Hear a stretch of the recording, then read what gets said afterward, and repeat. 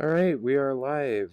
Let me switch to streaming camera and let's pull up our live chat. All right, we are live. Where'd the chat go? Is there a chat?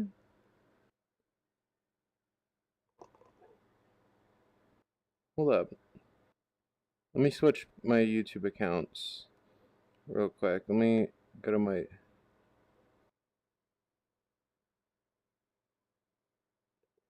Why is there no?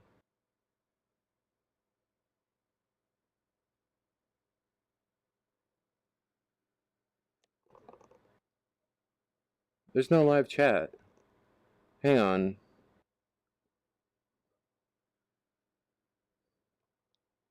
It's just me on here, so we got time.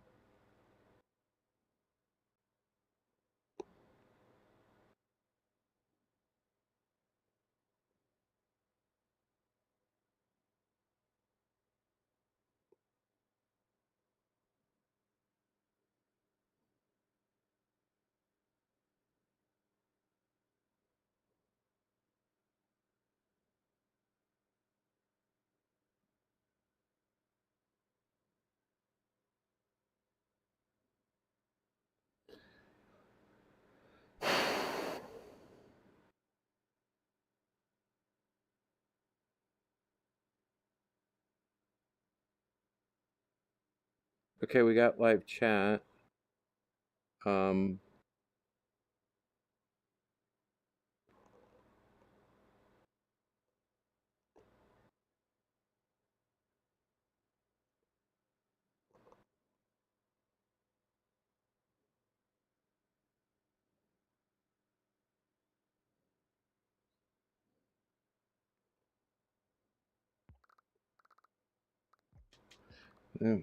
okay, new manage.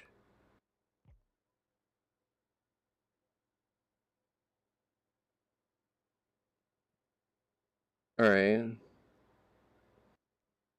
pop chat out.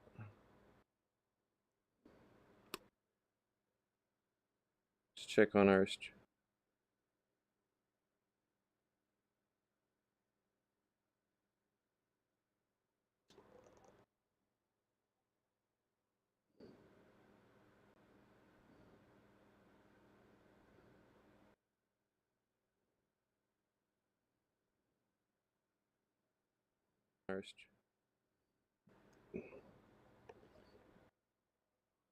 Okay, so yeah, we're getting that. So let's just move everything out of the way and pull up our chat again.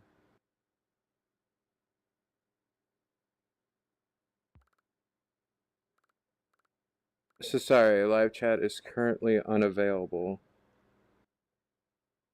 So what's going on? Okay, maybe if I. Can I pop this out?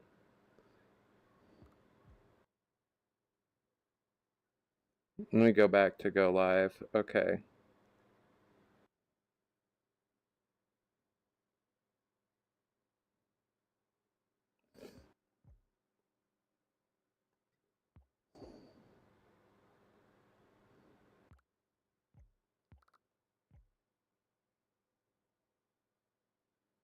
Are you gonna work?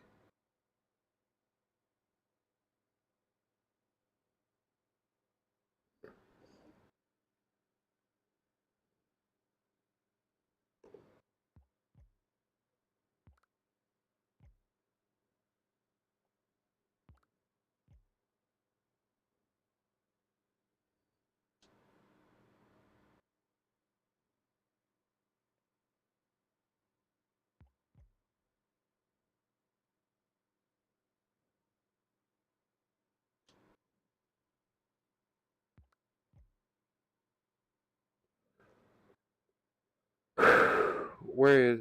Uh,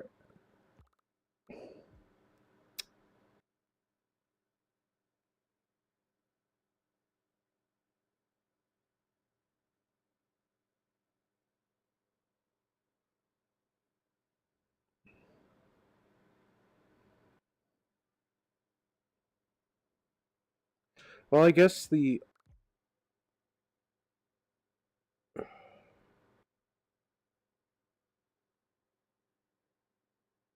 Okay, there we go. There we go. Now we have live chat. Let me...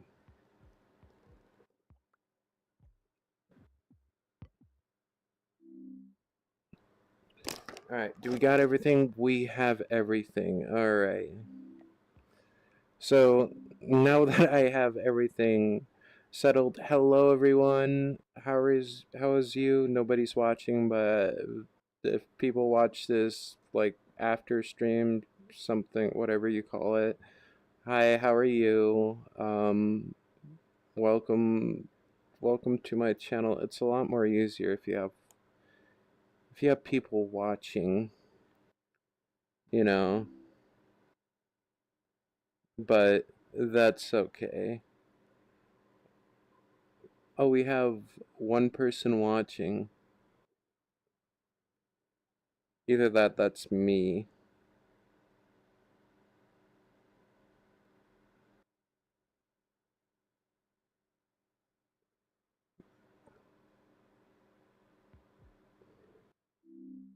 So yeah, let's as we wait, let's just I got a I got a TV so we could watch something, I guess.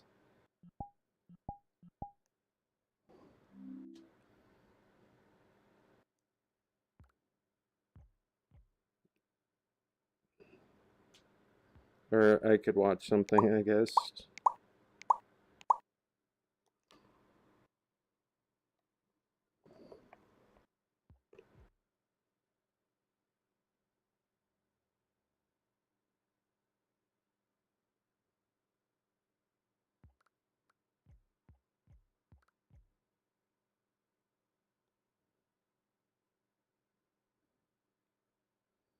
Gonna upload like 3 videos to my...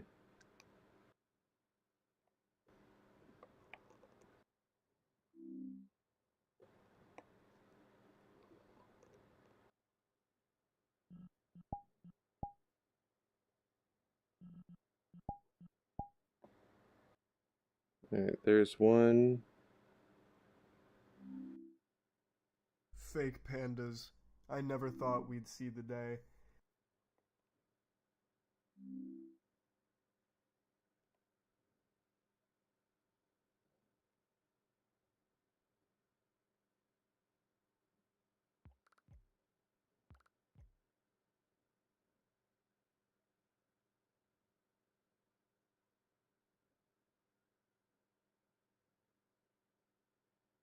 And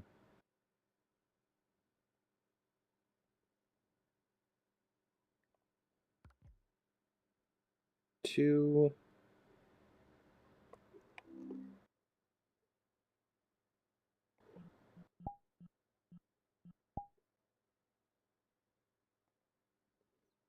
And last but not least,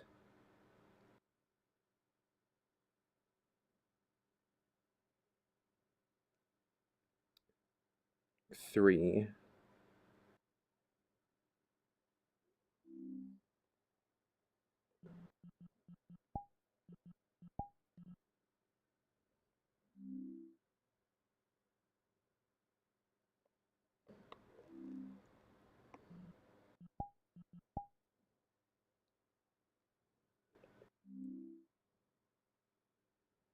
Now let's go back to the chat in case someone says something.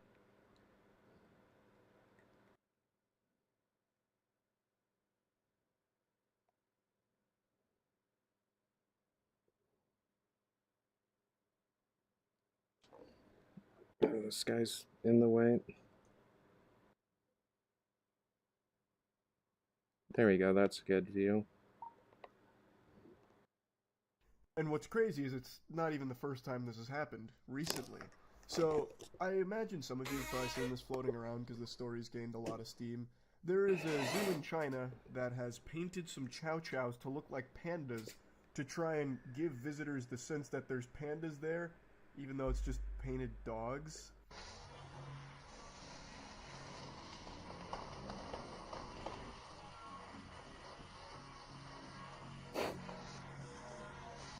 It was the perfect plan. They're nearly indistinguishable from real pandas. At least until they started panting and barking. Then it became clear it's not pandas. Now, the zoo is insisting, or at least they were, that they were rare panda dogs, which obviously isn't a real thing that doesn't exist. A unicorn is more likely to exist than a fucking panda dog. I don't know why they thought they'd be able to pull that fast one over on anyone. And eventually they just folded saying, yeah, we just painted some chow chows to look like pandas. And what's crazy is they're not the only zoo to do this. It actually happened pretty recently as well at a different zoo. The latest exhibit at this zoo in eastern China had visitors doing a double take.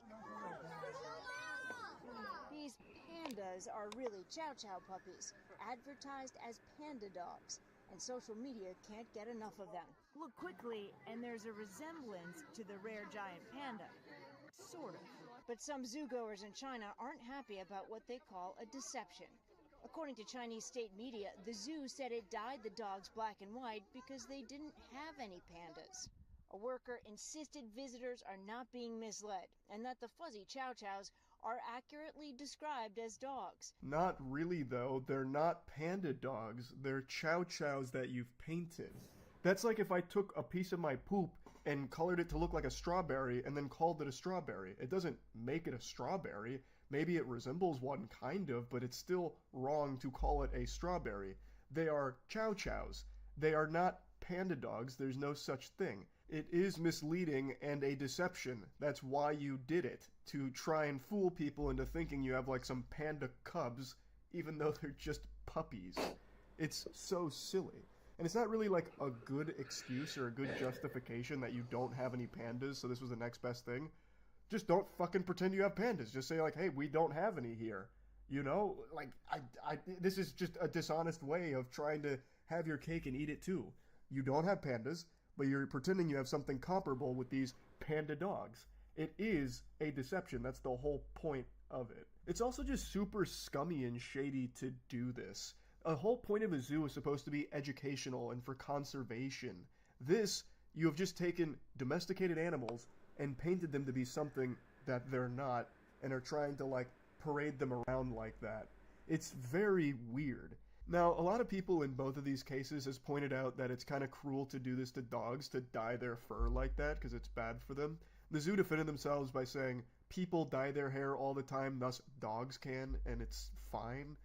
I'm not knowledgeable enough on the subject. From the little bits of research I've done, at the very least, most places seem to agree that it's not the best for dogs' skin and fur to dye it different colors. But I feel like everyone should be able to agree that zoos doing this is very fucking stupid. Like, it is against what zoos are supposed to be about in the first place. It runs counter to the whole idea of, like, the purpose of a zoo. To paint chow chows and call them rare panda dogs. It's such a weird fucking lie to tell. It's not like these zoos were gonna go bankrupt if they didn't have pandas. Like, I know pandas are a huge draw to zoos in China, but it's not like every zoo that doesn't have them is forsaken, like a barren wasteland, so they had to just come up with this panda dog scheme. It kind of reminds me of that old skit. I can't remember who it was. I think it was Ham and Witch. Nope, that's definitely not what it was. It was Hamish and Andy. I'm sorry I fucked that name up so badly. It's been a while since I've seen this, but they dressed in gorilla costumes, they went to a zoo in the exhibit, and they were doing things like playing with remote control cars and riding a bike and shit like that. And zoogoers were convinced, like, holy shit, we're watching some of the most intelligent gorillas we've ever fucking seen. You know, like, it's kind of the same idea here, but with these zoos doing it unironically, not as a comedy sketch. But yeah, pretty fucking weird thing to lie about. Also, I saw another story today that I've got to talk about as well. It's another weird one. I don't know if this is the first time this has happened, but it's definitely the first time I've seen it. A robot just arrested somebody. Kind of. It's not what you're picturing. Like, I bet you're imagining, you know, Chad and put someone's hands behind their back while reading the Miranda rights. Not quite that. It's kind of like a battle bot mounting somebody, which led officers to arresting them. So the reason Tony Stark's little helper is here in the first place is because the suspect inside had fired some shots. One of them was aimed at officers. They eventually called in this bomb squad robot, who approaches the door ready to trick-or-treat with some tear gas, but the guy inside opens the door with a peekaboo maneuver and throws a bedsheet over it to try and stop the tear gas from deploying. Standoff where multiple shots were fired and one person was injured. 39-year-old Felix De La Rosa was wanted for a parole violation. That's why officers tracked him to the hotel. But when he fired shots, they called in the Lubbock County SWAT team. At one point, we saw and heard him fire at a bomb squad robot. Take a listen. The bedsheet didn't disable Wally. Instead, it just kept pushing forward, trying to get that tear gas inside. So the guy leaned out the window and shot it. So he puts a bullet in it, which also doesn't stop him. He just eats that bullet. This robot looks like something I would have made out of Kinects when I was like 12 years old. Honestly, it seems like less of a robot and more of a remote-controlled whatchamahoosit. This thing's not too dissimilar from what NASA's been sending to Mars, except this one, instead of like looking for extraterrestrial life, it's just looking for new ways to whoop some ass. It sprayed tear gas into De La Rosa's hotel room. Initially, De La Rosa tried to fight the robot, even throwing sheets and what looked like towels at it, but that didn't stop the robot from deploying gas. We watched as De La Rosa crawled out of that window and onto the ground where the robot pinned him until officers took him into custody. No one could have ever expected that that robot was trained in Krav Maga. That was textbook takedown right there. I love that it's like holding the blinds gently as it like deploys tear gas, and then it sees its opportunity. It doesn't even let go of the blinds. It just turns around with the blinds, ripping the shit out of them while it climbs on top of the guy. Literally mounting.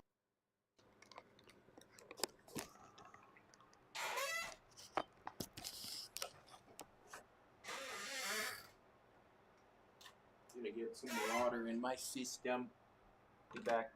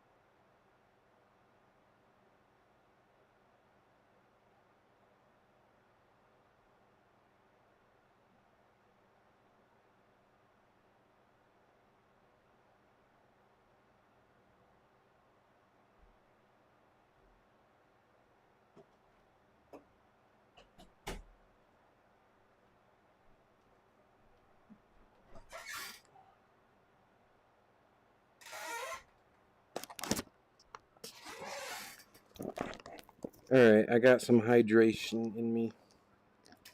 Alright, headphones. Where are my arms? Arms, where'd you go? There they are. There are my arms.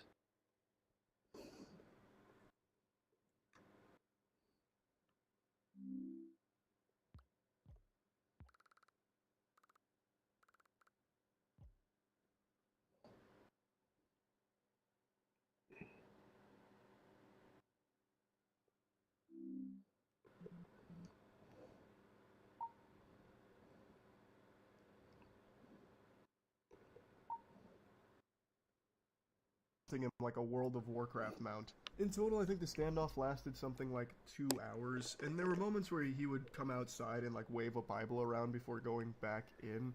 It was very odd, and one thing the Bible doesn't talk about is machines. And I'll tell you what, the machines are taking over. Now they can pin people down for arrests. Holy shit. I knew bomb squad robots were a thing. They have been for a long time. But I didn't know they were capable of, like, deploying tear gas and, like, taking down suspects.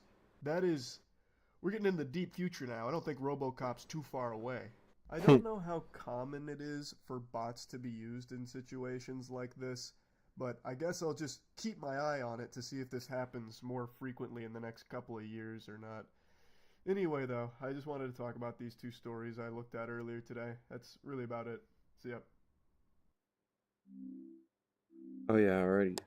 Black Myth Wukong was my most anticipated game of the year, and many others feel the same way. This was a game that had a lot of hype around it, and typically what happens when a game reaches this level of hype is that it becomes impossible for the game to ever deliver on those expectations. Because people will immediately start going Insano style with unrealistic expectations. When this game drops, it's going to change the gaming industry forever. It's going to get my parents back together after the messy divorce. It's going to find me a wife, and it's going to make me 6 inches taller. Like, calm down. It's a video game, not a fairy godparent, you know what I mean? It just becomes very easy to get lost in the hype train that goes off the rails, so when the title actually does drop, it leads to people being disappointed or underwhelmed with it. However, in the case of Black Myth Wukong, I'm happy to say it actually exceeded my expectations. I've now dumped 30 hours into this puppy here, and I just want to give you my full review on it. Now, I actually haven't even gotten the true ending yet, because there's still a lot of things you have to do to get the secret true ending, which I'm going to go back through and do. But I wanted to give you a full review for now with my thoughts on it, and whether or not it's worth your money. First and foremost, I think all of you know Souls-like is my favorite genre. I just fucking love Souls games. I get so giddy to play them. I get more excited for that than Randy Pitchford does at a squirting competition. And I thought Wukong was going to be a Souls-like title because all of the marketing material kind of gave off that vibe. However, it's not a Souls-like game. It's very clearly Souls-inspired, but it's more akin to something like God of War. Like recent God of War, 2018 and Ragnarok, with Souls elements woven into it. That's like the closest comparison I can make to the combat. But the combat is by far the best part about the game. I'm not disappointed that it's not more of a traditional Souls game. I actually really love the direction they went for the combat. It's not perfect, and I'm going to get into some of the complaints, but overall, it's extremely fun. Now, there is so much progression in this game. There's so many things you can be putting points into to change builds around and all of that. There's 3 stances: smash stance, pillar stance, thrust stance, and there's a lot of depth to what you can put points into. Right, however, there we go. The combat itself is functionally going to stay the same no matter what build you're going with. All of your stances all use the same light attacks, for the most part. There is like a spear you can get that changes it around a little bit, but it still plays pretty much the same. What changes and where the variety comes from is through what stances you're using, so that changes your heavy attacks, which cost focus points, and they also introduce a couple of new moves you can do with them in these varied combos. But most of the combat's always going to be revolving around using light attacks to build up focus points and then using heavy attacks for your actual fucking meat, where you're just feeding someone their vegetables. And that's an expression I'm using very generously because every boss in this game has a crazy health pool, except for a few. So you're never exactly fucking anybody. You're not chunking anyone's health unless you have a highly min-maxed build for it. Most of the time, at best, you're feeding them like a single grain of corn. You're not giving anyone a heaping serving of vegetables with your damage, which is fine, and I'll get into that in a little bit. But what I want to talk about with the combat is there is a lot that you can be putting points into. So even outside of like the stances and the different things you can unlock there, there's a lot of static upgrades, there's a lot of magic upgrades where you can use these spells that really do play a huge role into the way that you can approach these fights. So you can do like a shadow clone jutsu for one if you want to put all your points into that, and you can try and have them be like your little minions that really help you chip away at bosses. You can immobilize them. There's a ring of fire that helps with buffs. There's the misstep, which lets you dodge and go invisible. There's transformations that have a bunch of different ones you can transform into from bosses that you've defeated. There is a lot to the progression system. And then even outside of just those core skills that you can be putting points into, there's gourd upgrades. There's medicine that you can be making. There's builds with the armor that you can be going for, with set bonuses. Like, there's just a lot of things and a lot of time you can spend crafting very interesting builds. I've seen quite a few people say that the combat in this game is shallow, and I have to imagine that's a huge self-report that they didn't get past Chapter 2. The game definitely does start with everything's just light attack, rinse and repeat until you have enough for a focus, and then you'll just drop like a charged heavy smash or a charged pillar stance smash, and that's it. But that's only in the beginning. As you continue to go, like, you're still getting new shit all the way till like the end of the game. So the combat continues to get deeper and deeper the more that you play and the more that you start to experiment. Yes, everything uses the same light attacks, but the way that you can approach combat is always going to be different from player to player. For example, towards the end of the game, I was finally able to complete my mythical lightning staff. And what this would do is it would help my pillar stance, and if I do a 3-focused heavy attack, it'll call down a fucking beam of lightning and do additional damage. So I built around that by introducing a spirit, which I don't even know if I mentioned spirits yet. You can also capture some spirits that'll give you bonuses, and you can use them briefly to do like an attack or a buff or something. And I used the Rat Governor spirit. God bless the Rat Governor, the finest politician in the game. He's bringing down the power of Zeus for you. So the Rat Governor comes out, he shoots lightning, and he improves my thunder damage. So it helped with my lightning staff build. So like, there's just a lot of ways that you can do different things with the combat. Yes, the light attacks stay the same, but as you get deeper and deeper in the game, and as you explore and unlock new things and experiment with new things, you can find a lot of fun ways of approaching the combat, so it never feels like a slog. It never feels like you're not doing anything different. And especially because in this game, you can respec for free whenever you want. I love that feature. At any point in the game, you can just go to one of your shrines, which basically act as your bonfires for any Souls veterans out there, and you can just choose to reignite the sparks, which lets you reallocate all of your points completely for free. You can also do that for the relics, which give you other permanent bonuses. You can respec all of those for free. You can also do that for your medicines. Well, certain medicines that give you permanent buffs. You can redo all of those for free. So you can truly get fucking wacky with the ways that you build your character.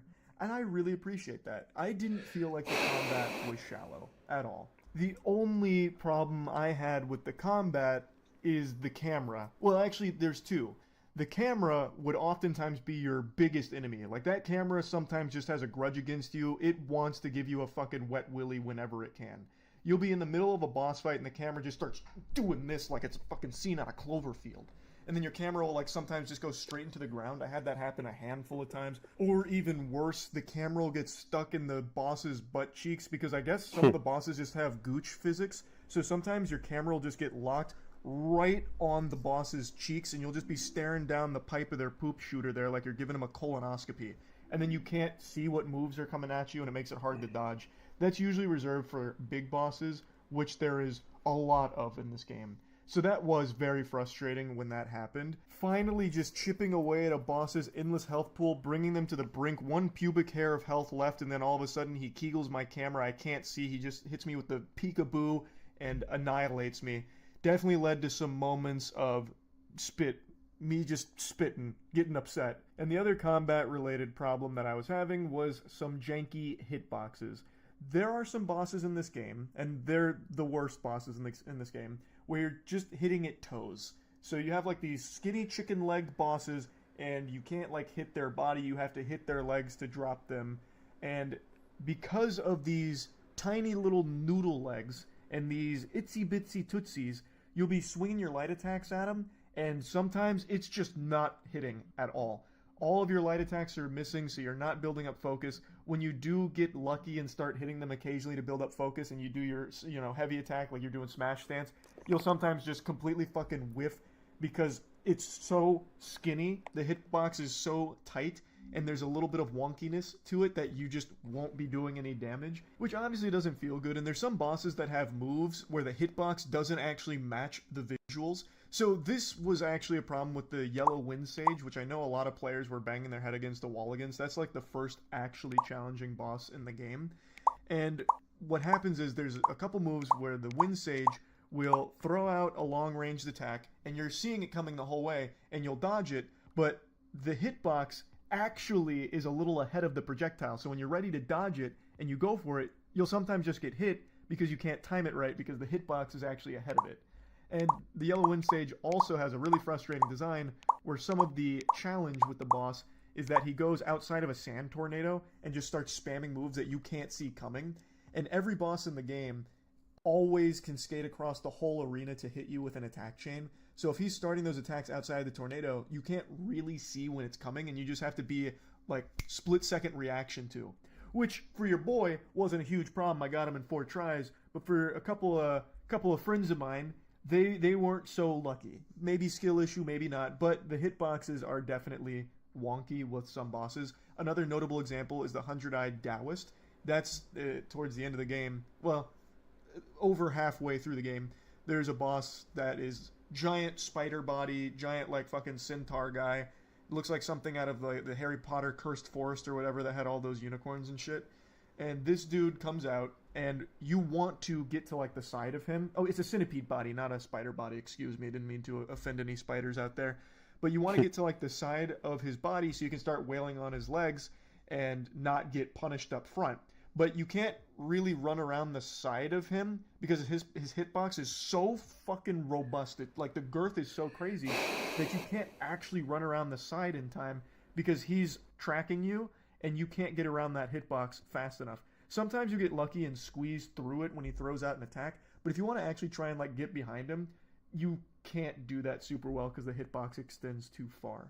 So hitboxes were definitely a problem throughout the game with some of the bosses, but it was never like egregious. Like it was never to the point where I thought it was unfair or broken. It's just one of those things that when it happened, it made me mad in the moment, but it's not something that you can't overcome and learn to deal with the jankiness of. But yes, it isn't perfect. It's not like flawless. So I think combat is the best part about this game. If you're someone that likes high action, nuts to butts, high octane action, this is the game for you. It's a must play for that alone. And I think this game does something very smart, where instead of giving you like a ton of trash mobs to fight through to get to the next boss, where it kind of almost feels like filler, where you're just fighting a bunch of like scraps, you know, this game gives you tons of bosses, oodles. This probably has the most bosses out of any game I've played in recent memory. I can't think of any game that has this many bosses. And there's so many secret bosses too. And I need to give fucking huge praise for like the secret content they have here. I'm gonna glaze the shit out of it for that. I did tons of exploring. I explored every nook and cranny I could find for this game, turned over every goddamn rock looking if there's any gold underneath it. Just all kinds of beautiful little nuggets of lore and treasure throughout these worlds. And they have entire zones that are entirely optional that are huge. Like Chapter 2, for example. There's a quest line you can start with a big pig guy that's slapping at his belly. And if you start his quest line, it unlocks a big area and a lot of stuff to it and a lot of boss fights. Like there's so much depth that you can find through exploring the game. It's amazing. Like I don't know how people are calling this like too linear or not big. This has so much to it. It's very clear you're just not actually exploring it. You are just beelining and saying that. There's so many side bosses, so many side quests that lead to huge areas with massive bosses. It was so refreshing to do these side quests, get this nice reward with either material, weapons, armor, something like that, and fight a fucking awesome boss that had like a really good storyline for the side quest too. Like it was great. So I think that is exceptionally well done here. But what I was trying to say is these are huge zones for the most part, and there is like a lot of like smaller enemies throughout them, and there's some enemies that you can kill and get the spirit of to use on your side if you want to, and that's cool. But it's not just running through a bunch of trash mobs to get to the next boss. There's some trash mobs, yeah, but you can like explore off the beaten path and immediately just find a boss. There are so many in this game. The only other game that I think has this amount of boss fights is probably Elden Ring, and that's great company. Now, I don't think Black Myth Wukong is nearly to the level of Elden Ring or anything, but I do think it's a very good game. Now, like I said, there's a ton of bosses here, and that's the best part of these kind of games, is fighting well-designed, great-looking, badass bosses, and this gives you that in droves. You know, like, you're more likely to find a boss in one of these zones than you are to find, like, a normal enemy. It's so nice, actually. I love that. So now, since we're talking about bosses, I want to give the good and the bad and the super stinky when it comes to some of these boss fights. The good.